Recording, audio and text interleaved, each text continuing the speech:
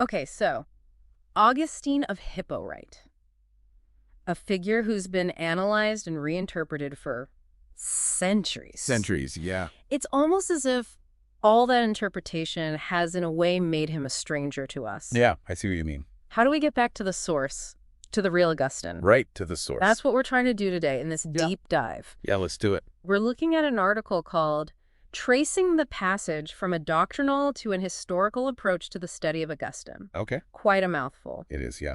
But it gets at this really interesting shift in how Augustine's been understood. Right. The article starts by describing Augustine's studies after World War II. Okay. And they use this image of a city where suddenly all the streets change, all the traffic signals are different. Wow. That sense of disorientation, Okay. landmark shifting. Yeah. That's how scholars like Under Mandu's describe this period, like the Yeah. whole field was transforming. And it really was a massive transformation. Yeah. And it's important to get across that it wasn't just like finding a new letter or a sermon that Augustine wrote. Right. It was way more fundamental than that. It was Okay. about the entire way that people approached studying Augustine. Because for a long time, scholars had looked at Augustine through the lens of their own specific theology. Yeah, they'd go to his writings to find quotes to support doctrines they already believed.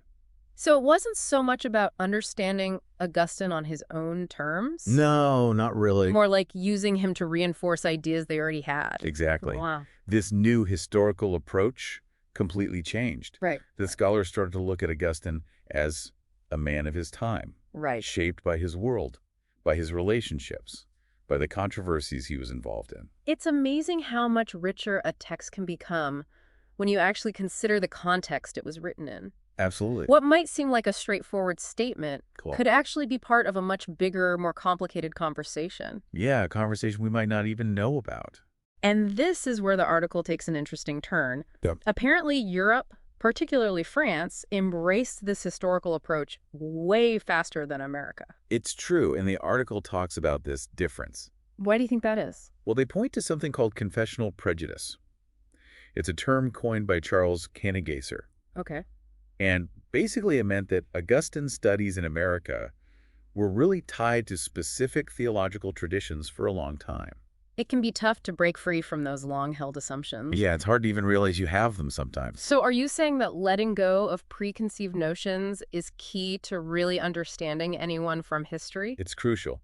Huh. It's about coming to the source material with fresh eyes, I like that, fresh eyes. letting it speak for itself, even if it challenges what we think we know. And I'm guessing that can be a difficult process. It can be uncomfortable even. Yeah, you have to be willing to let go of what you think you know. Exactly. You got it. So who are the major figures who really pushed for this new approach to Augustine? There are a few, but this article really highlights three scholars: Okay, who are we talking about?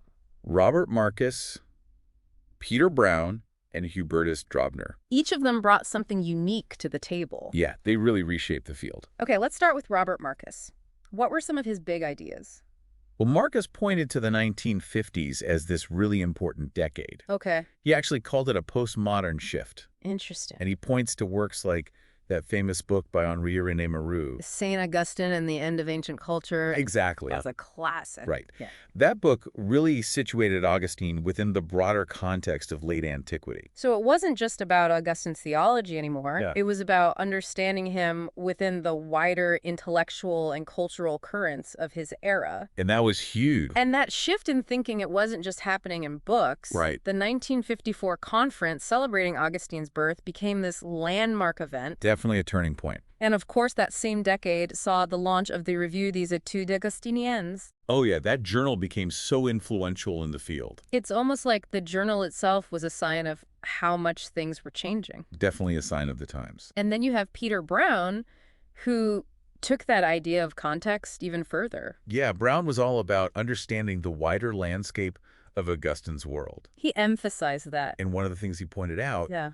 was how few written works we have from Augustine's fellow bishops. Now, that's an interesting point. It really makes you wonder It has. about the dynamics of the church in North Africa. Was Augustine really such a singular voice? Or have we just lost those other voices, Right. leaving us with an incomplete picture? Imagine if future historians only had a handful of blogs and some tweets to understand our time. Right. It would be impossible to really get the full picture. It makes you realize how important context is for understanding the past. Absolutely. And Brown was a master at reconstructing that context. He really was. And he's probably best known for his work on Augustine's views on asceticism and sexuality. Yeah, especially compared to contemporaries like Jerome. And this is where we start to see a more, let's say, unexpected side of Augustine.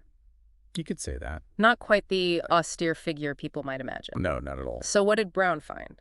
Well, his research suggests that Augustine saw sexuality as something that could have been joyful and harmonious before the fall. Okay.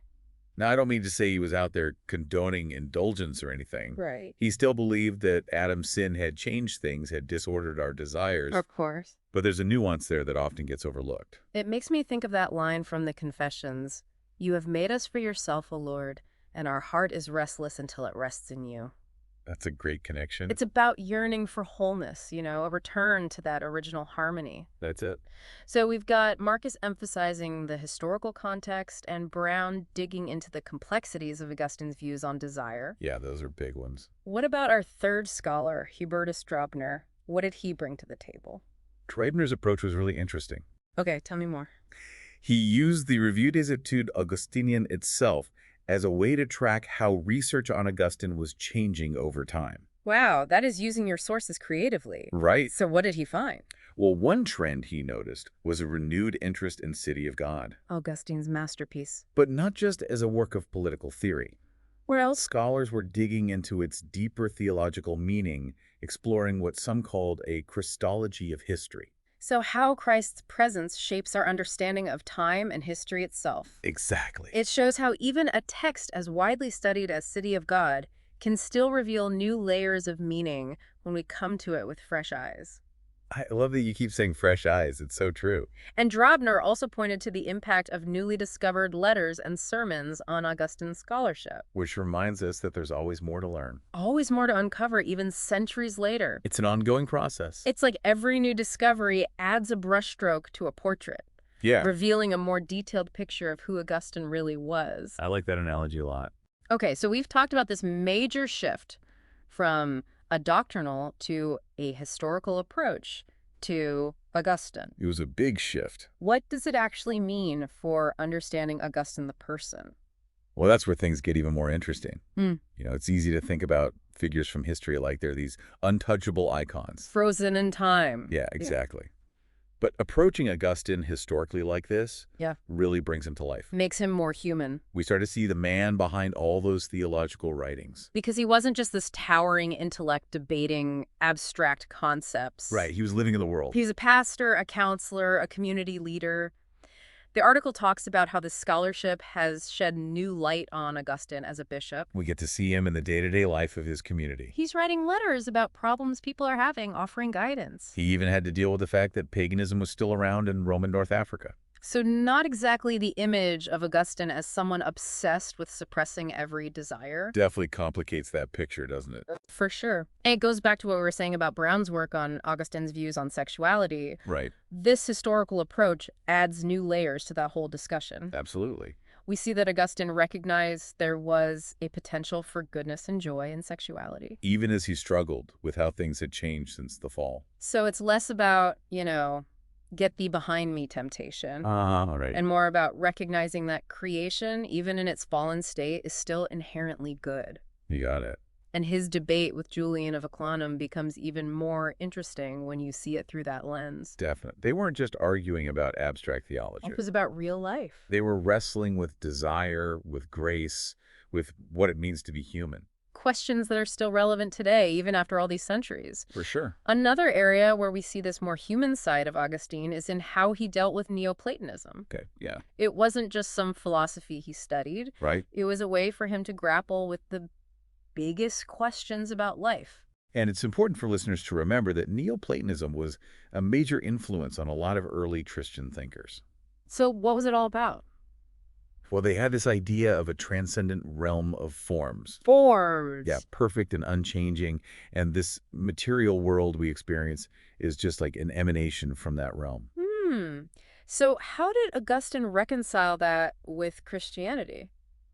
That's the million-dollar question, isn't it? Uh-huh. I guess so. He took those Neoplatonic ideas and combined them with his own understanding of God's grace, human will, the desire for salvation. It's like he took those philosophical tools and made something totally new. An Augustinian synthesis of faith and reason. And that's still influencing thinkers today. It's incredible. It really is. And what really strikes me about this new era of Augustine studies is the collaboration. Not just individual scholars going in alone. It's a group effort. You know? It's everyone working together. Yeah, everyone's trying to understand Augustine better. So it's like a team effort instead of a bunch of solo expeditions. Exactly, and that's what makes it so exciting. Everyone bringing their own expertise to the table. We need multiple perspectives to fully appreciate someone as complex as Augustine. It speaks to the importance of dialogue and collaboration, not just in academia, but in life. 100%. Iron sharpens iron, right? Right. And in this case, it's led to a much deeper understanding of Augustine. We've gone from this one-dimensional image of him as just a theological giant. To a more nuanced understanding of him as a person. Precisely. It makes you think, doesn't it? It really does. Even someone like Augustine, whose life and work have been pored over for centuries, Yeah. he's still revealing new things to us. It just shows you that history is always changing. It's not static. Right. It's not just dates and names in a textbook. It's alive in a way. Every generation asks new questions, brings new perspectives. And those inevitably change how we see the past. Exactly. It's like we keep finding new sides to these historical figures. Like we're putting together a puzzle. But the puzzle keeps changing. Uh-huh. Yeah, that's a good way to put it. So what does all this mean for us? What do you mean? Well, for anyone today trying to make sense of history, Yeah. or even just trying to understand the world around them, I see what you're getting at. what have we learned from all of this? I think the biggest takeaway for me is humility. Humility. Yeah. Being humble enough to admit we don't know everything. And curious enough to keep searching. Exactly. So don't just accept those settled narratives at face value. The stories everyone thinks they know. Right. Those received truths. Dig deeper. Question things. Explore different viewpoints. You might be surprised what you find. Because history isn't just a bunch of facts and dates. It's way more than that. It's messy. It's complicated. It's the story of us. With all its contradictions. And sometimes looking back at those stories forces us to confront our own assumptions. Our own blind spots, for sure. So I guess what we're saying is, Go on. learning is a journey. It's a lifelong process. And there's always more to discover. Oh, absolutely. Yep. Even about someone like Augustine. Someone whose life has been studied for over 1,500 years. And yet here we are, still finding new things about him. It makes you realize that we'll never really get to the bottom of it all. The mystery remains. And maybe that's okay. Maybe that's what keeps it interesting. To our listener, the next time you encounter Augustine in a book, a lecture, even just a conversation, Yeah. remember that there's always more to explore. Don't be afraid to dig a little deeper. Question what you think you know. You might be surprised at what you find. And that's our deep dive for today. Until next time.